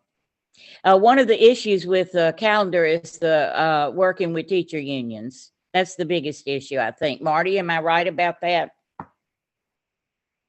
The calendar is bargained with associations, yes. So that would be a big issue.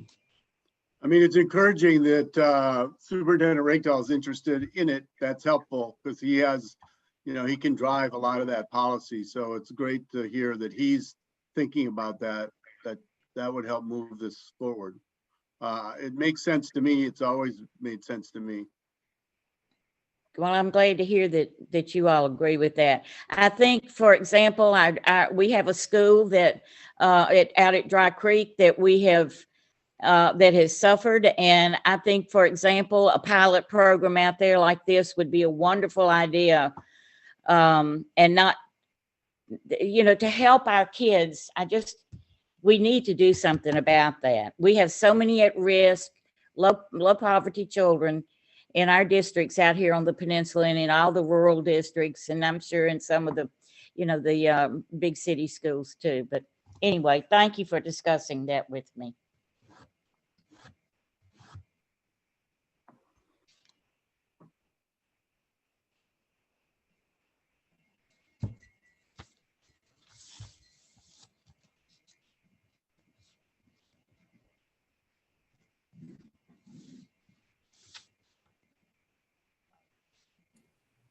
Marty, we do have a question in the chat panel.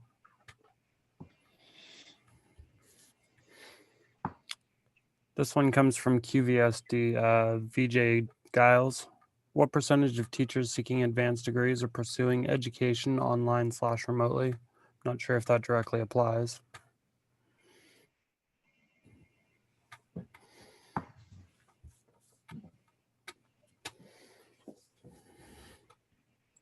I think that's a good question. I wouldn't be in a position to answer. I don't know if any of the three legislators would be able to answer that as well. I don't know that data.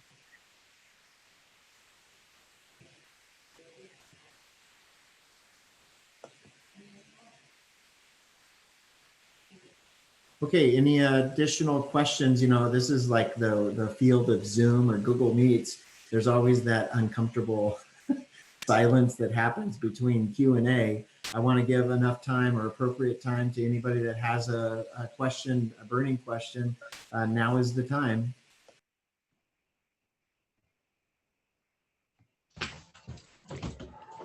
I guess I'll just jump in. I would say I'm trying to wrap my head around. It seems that the legislature has budgeted money for this year. They had budgeted it prior to the pandemic hitting.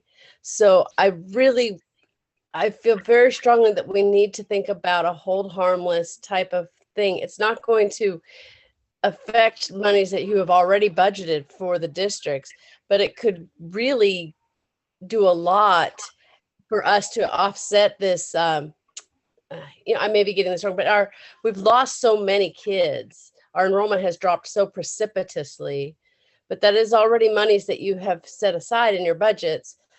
So can we think about a hold harmless type of thing where we just have frozen it at where you were last March before the pandemic, and that's your apportionment for the 2021 school year?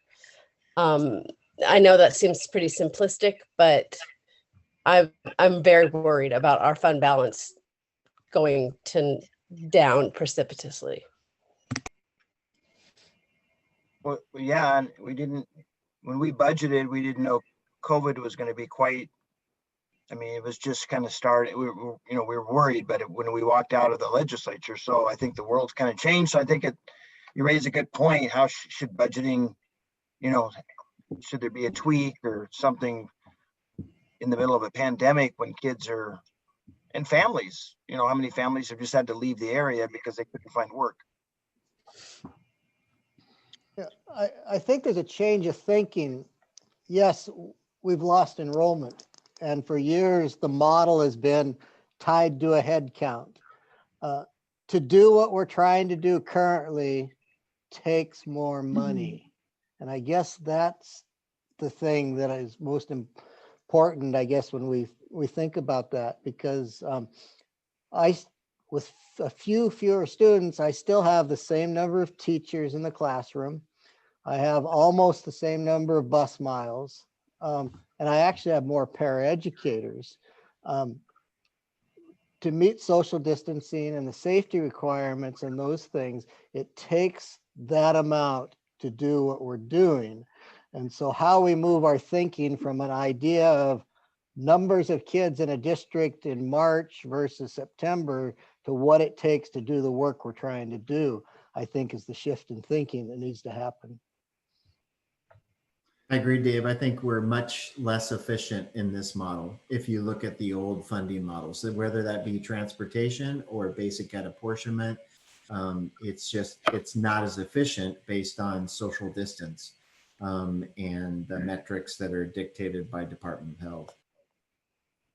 Yeah, I think, and you guys have done a good job tonight explaining the challenges that the virus has presented to you. And I think we understand that. And I think the hope is not to go backwards with the budgeting, but if you can think of the challenges you have, think of that across the healthcare, sector, or think about the long-term care sector, or think about behavioral health or prisons, or all the other things that we have to fund and the needs that are out there and how they've been impacted, or think about the support programs we need for these families, that have lost their jobs and are, not sure they can pay rent or whether they're going to be able to put food on their table. So I don't think we understand your challenges, and I think if you think about it, also understand all the challenges across the state as a whole, and societies as a whole, the society as a whole that are being created by the virus. So that's part of the, you know, the job we have is to look at that in total. I will say though, and I don't know if Senator Rolfes mentioned this when you met with her last week, but you know, her hope, and she's, excuse me, she writes the budget in the Senate, so she really does not want to go backwards. Those of us who were in the legislature during the last recession, the Great Recession, and saw all the programs cut and realized, and we were just starting to get back to some of those funding levels, you know, last year, and then this hit. So people that have that experience don't want to dig that hole again. But there's, you know, there's, as you know, there's a lot of needs across the spectrum of things that the state funds. If I could make a comment, this is Joey Curry again with the board at Crescent School District. We started this meeting off with a couple of student representatives discussing some concerns they had, which was mental health of students. I understand budget's important for running schools, staffing, all of those issues. I haven't heard a single representative discuss the impacts of the mental health on our students and our kids, and what we might be looking at doing to combat that or support our students. I'd like to hear from you guys on your approach for that.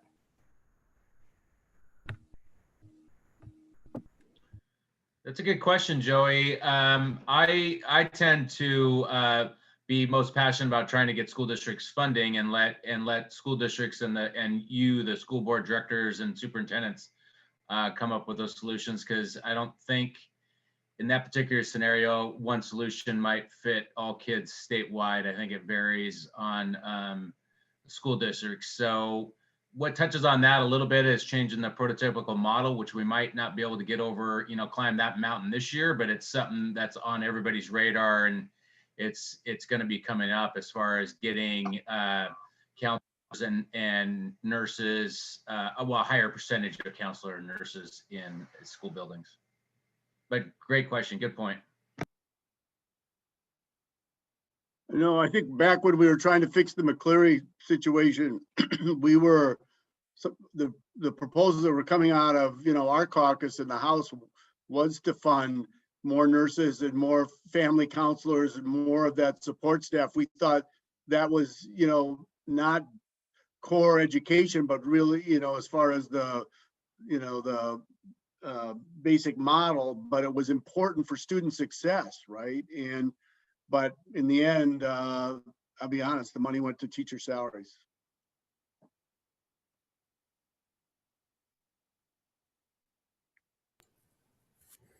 I'd just like to say one more thing from Forks out here, and it would be helpful, I think, for everyone to hear a unified message about how important it is to get our students back into school. That's step one, as much as possible, and with safety measures and making sure that we have the funds to do so.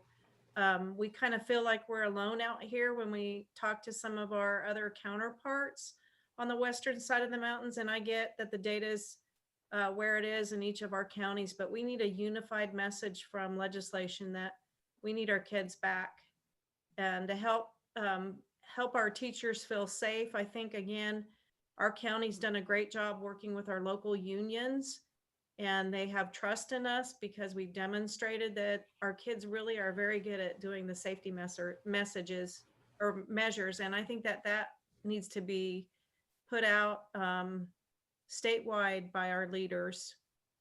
I really do.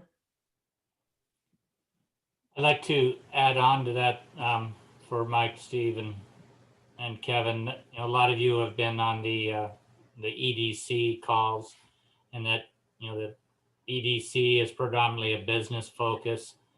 And I think a message out emphasizing how important public education, because that's where 67% of the state budget or so goes for. And I don't think some members of our communities always realize that. And so this is an opportunity for you guys to share that message, because in order for us to get the kids back in the buildings, if that's what everybody wants safely, the community and all those businesses have to do their share also. And that's walk with us hand in hand, and work together, and drop the political rhetoric out there, and that what is best for the community as a whole. And that is everybody working together. And I've been, I think, very pleased with our county's Department of Health working with all the districts here. And you know, there's twice a week phone calls, I think, superintendents with Dr. Unthink or so, and then you have other follow-up. And so a lot of good work is happening there. And I think a lot of good work is also happening out of the Board of County Commissioners. And that means it's a whole community. But so often, you know, since the 1900s, it's always been public education has to solve the crisis in the community. And it just, you know, adds to our requirements. And it is a community responsibility. So any of the messaging that you can do out of your offices and your leadership, your caucuses, those chairs, committees that you're on, that I think would be most helpful. Thank you again for your work. Thank you, Jim. We have enough time for one more question.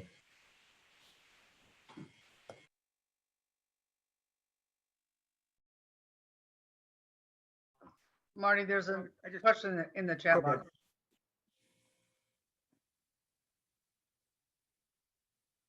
Okay, final question in the chat box. It says, has next year's budget for education already been committed? With the massive deficit of money throughout the country, will there be money for the budget next year? What is the plan if not? Will money be allocated based on need if there isn't enough? How will school districts who end with a major deficit this year be treated and receive funding for next year? So the state works off a 4-year balanced budget. By the way, we're the only state that does that. All other 49 states work off a 2-year balanced budget. We work off a 4-year balanced budget. We pass a budget only for 2 years, so it's only in law for 2 years.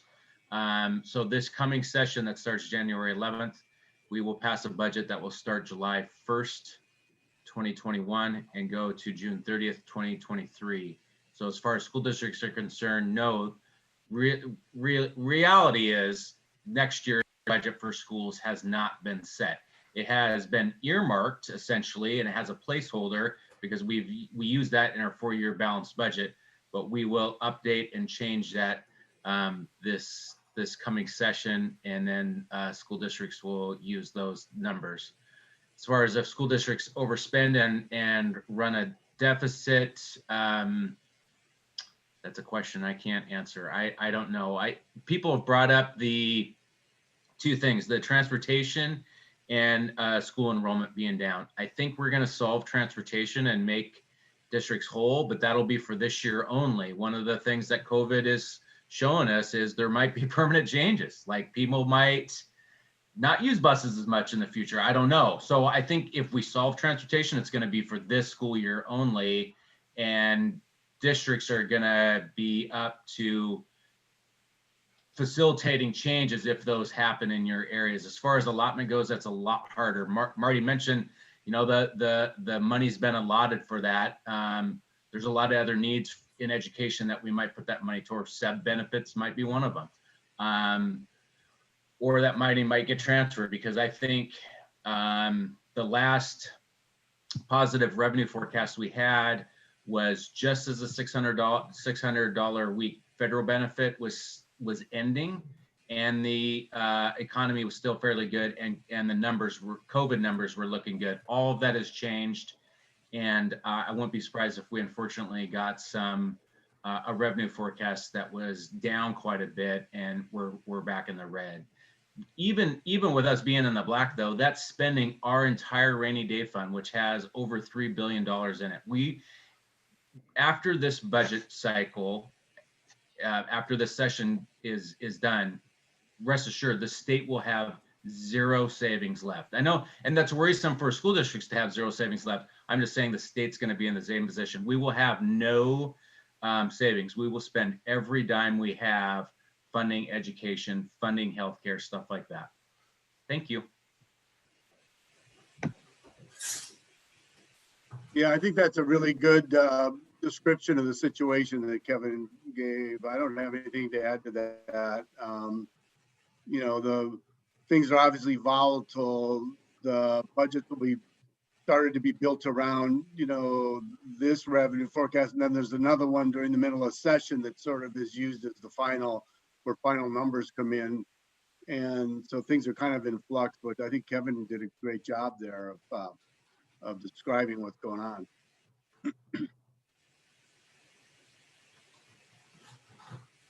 All right. And, you know, in the spirit of making sure we respect everybody's time, it's now 8 o'clock. I want to officially, on behalf of all of Clallam County, including our local ESD, I want to thank all 3 legislative reps for coming out this evening and having a very candid, frank, and I think meaningful conversation now and in the future. I certainly appreciate it, Mike, Steve, and Kevin. Thank you so much. And if any of us in the session, you know, can help you in any way, shape, or form, don't hesitate to reach out, you know, with questions around, you know, what the impact of decisions might be. So I am very appreciative and thank you for your time this evening. Thank you to all of the boards and superintendents of Clallam County. I am very interested in your feedback on this process from both the legislative side, the board side, and the superintendent side. So don't hesitate to reach out, send me an email, have your ledge rep send an email on your thoughts on, is this beneficial for, you know, the future? And if not, what can we do to create a better means of communications in the future? So thank you so much to everybody. And with that, Sarah, I'll turn it back over to you to finish this meeting.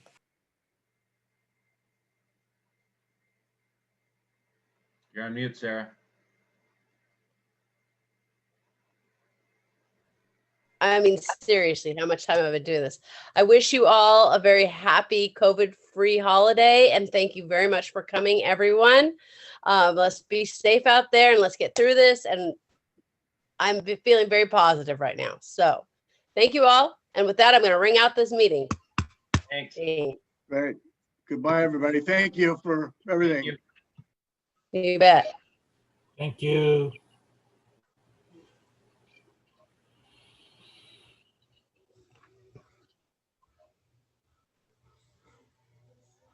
I would like to ask Sarah, did I appropriately say that mom was watching? You did great. You didn't do the whole eye thing though, Lakin, you know. Yeah. But that's okay. We all got the idea. Yes. Okay. You guys did great. Really, our students are tops. Lakin, Yes. hey, if we can, let me try and talk to Jenny to see if we can hook you up with a headset or something. I don't know if it's the mic on your computer or whatever, but it's gotten better, but it's still a lot more quieter. But if you're going to continue being a student rep and all that, let's try and get you a headset, okay? Okay, I have one. It's Yeah, it doesn't work very well. So either that or come by the high school and bring your computer to me and I'll take a look at it. Of course she's going to continue. What are you thinking? Right? Well, you don't know. I know. Oh, we know. Jenny, give her a headset. Well, no, the ones we bought are garbage. Give me your credit card so I can go get her a better headset. Yeah, but yeah, Lakin, do you have one of the school district Chromebooks or what are you using for school? I can use the Chromebook. I just use my regular computer. Okay. Well, we may have to play around with it because for the board meetings and all that, a lot of times it's really hard to hear you still. Okay, So, I'm sorry. I just have no, like a really soft voice most of the time, so like maybe that's it too. normally it. All right. Y'all, All right. I'm kicking y'all out. Thank you, Christian.